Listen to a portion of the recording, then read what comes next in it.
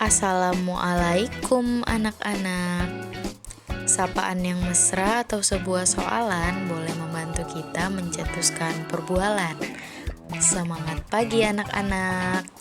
Hari ini kita akan memasuki materi sudut Matematika kelas 7 semester genap. Sudah siap? Nah, jadi kita akan mengetahui tujuan pembelajaran kita hari ini. Yang pertama, mengamati cara melukis sudut, membagi sudut, dan membagi garis menjadi bagian sama panjang. 2. Mengenal satuan sudut yang sering kita gunakan. Ketiga, mengamati hubungan antar sudut.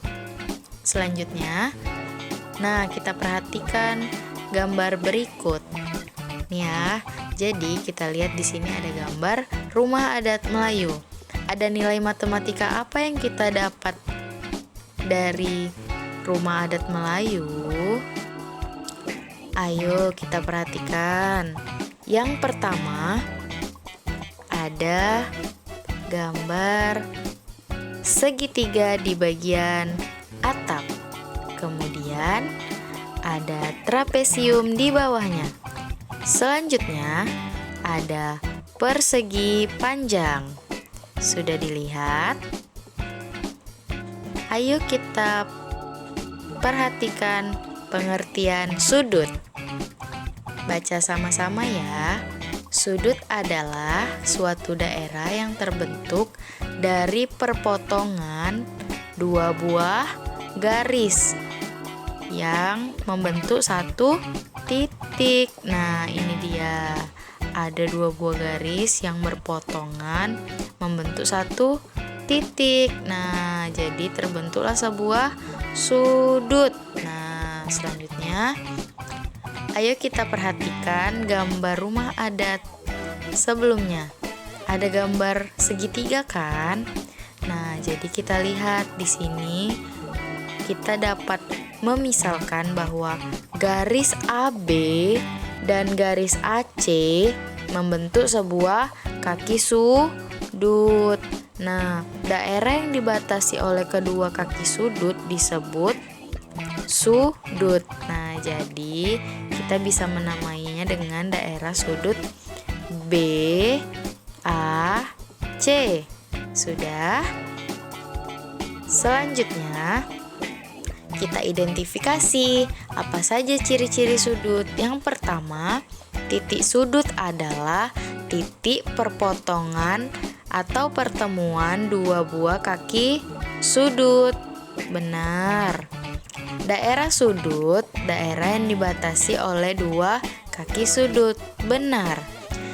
Kaki sudut adalah dua buah sinar garis yang membentuk sudut. Sudah? Selanjutnya, notasi dan nama sudut. Nama sudut dapat kita beri dengan 3 cara. Yang pertama, dengan huruf Yunani, alfa, beta, gamma, dan theta. Selanjutnya bisa dengan penulisan satu huruf. Nah, jadi titik tengah dari dua kaki sudut yang berpotongan kita bisa menamainya dengan sudut P. Di situ contohnya. Nah, bagaimana dengan 3 huruf, Bu? Nah, kita bisa memberinya dengan pemberian 3 huruf pada gambar berikut. Q, P, R, atau R, P, Q. Sudah? Selanjutnya, kita pelajari satuan sudut. Perhatikan ya anak-anak. Yang pertama, 1 derajat sama dengan 60 menit. Kita bisa notasikan dengan 1 derajat sama dengan 60 menit. Selanjutnya, 1 menit sama dengan 60 detik. 1 menit sama dengan 60 detik. Baca keterangannya. Kalau komanya 1 di atas berarti menunjukkan menit. Kalau 2 komanya di atas menunjukkan detik. Selanjutnya, 1 derajat sama dengan 60 dikali 60 detik sama dengan 3600 detik. Kita notasikan dengan 1 derajat sama dengan 3600 detik. Sudah, selanjutnya 1 derajat sama dengan pi per 180 sama dengan 0,0175 radian.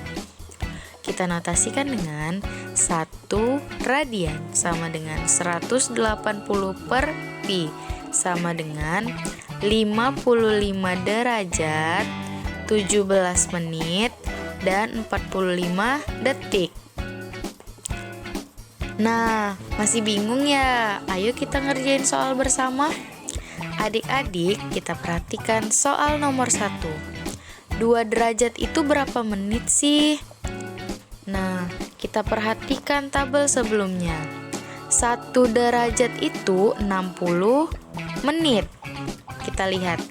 Karena 1 derajat itu 60 menit, maka 2 derajat itu 2 dikali 60 menit sama dengan 120 menit. Kita perhatikan soal nomor 2 agar kita lebih mengerti. 2 derajat 3 menit. Berapa detik ya? Kita lihat penyelesaiannya. Karena 1 derajat sama dengan 60 detik, 60 menit, maka dapat kita ubah ke detik menjadi 3600 detik. Nah, kalau 2 berapa? 2 dikali 3600 sama dengan 7200 detik. Karena 1 menit itu 60 detik, maka 3 menit sama dengan 3 dikali 60 detik sama dengan 180 detik. Maka 7200 detik ditambah 180 detik sama dengan 7380 detik. Selanjutnya, jenis-jenis sudut. Kita perhatikan ya. Ada yang namanya sudut lancip.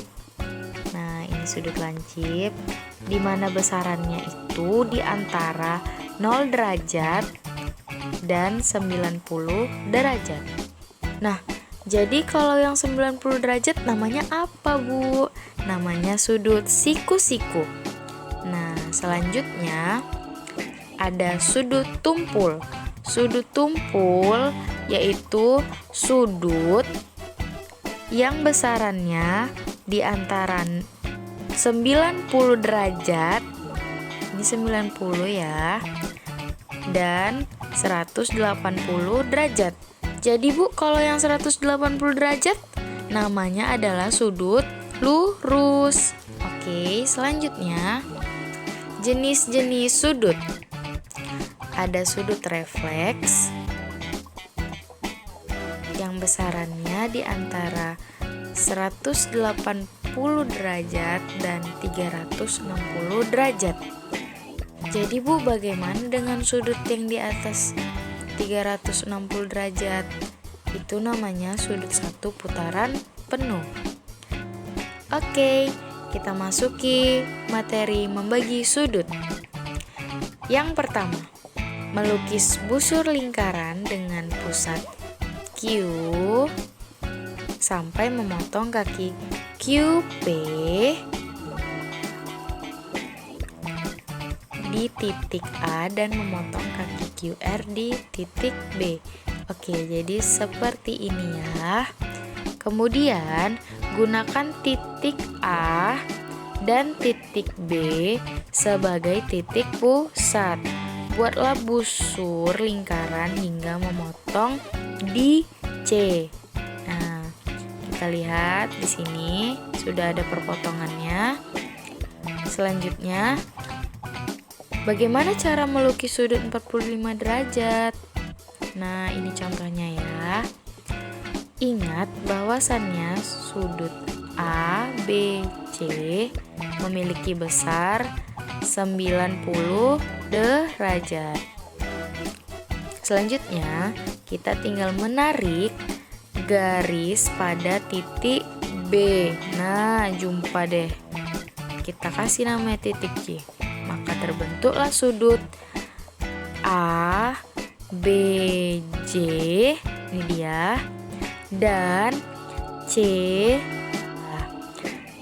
Nah, itu masing-masing sebesar 45 derajat.